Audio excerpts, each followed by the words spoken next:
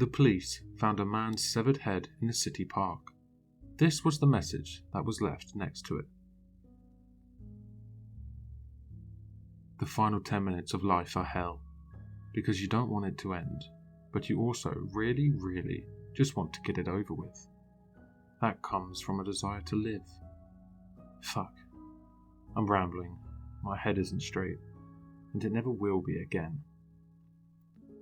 My body's in perfect health, but I'm going to die anyway.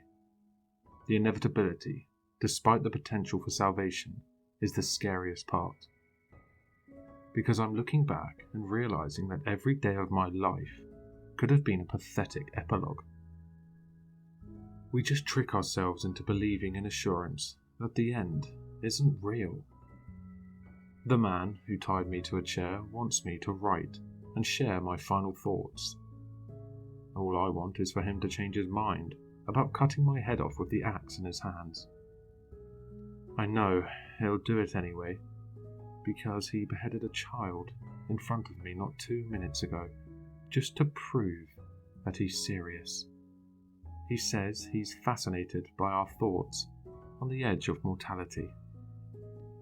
Strangely enough, I'm sad about the small things. I'll never taste my favourite coffee again. I won't replace the fading 1913 house number, or finish painting the trellis my wife's been nagging me about, even though I promised. I won't retire to New England, where the chilly October air reminds me of quickly fading college memories. I think the greater losses are too difficult to process in such a short time. It's probably a survival mechanism. My wife loves running her fingers through my hair, but I hope that she'll never touch my head again after it's been ripped from my body. I don't want that to be her last memory. I hope my corpse gets locked away so she'll never see it again.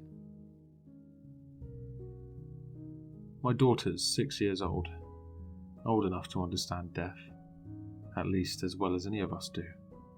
Too young to spend a lifetime navigating without a father, just because one arsehole wants to watch a few minutes of my agony.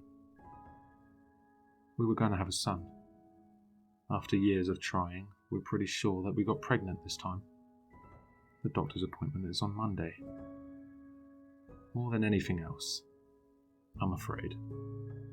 We walk around with an arrogant assumption of immortality, believing that planning ahead is limited to a few years of living. I would have done so many things differently if I knew that I was going to die a young man. He's indicating that it's time. I think delirium and panic are ways to help us cope. I never realised that until just now. I'm afraid of what's on the other side, but if I can communicate before I go, I will. 1 blink is I love you. 2 blinks is I'll stay with you. 3 blinks means it hurts forever. But I'm only telling you that so that you can know it's real when I give you comfort, because nothing is assured. Live every day knowing that. The blade went through on the first swing, and he blinked 3 times.